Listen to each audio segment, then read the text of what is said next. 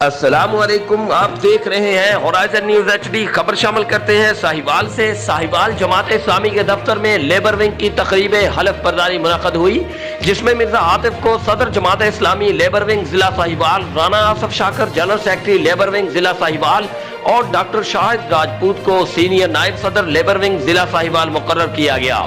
اس موقع پر مرکزی صدر نیشنل لیبر فیڈریشن پاکستان جناب شمس الرحمان سواتی، امیر جماعت اسلامی ضلع ساہیوال میاں رحمت اللہ وٹو اور جنرل سیکرٹری جناب طیب محمود بلوچ سمیت جماعت اسلامی کے دیگر کارکنان بھی موجود تھے۔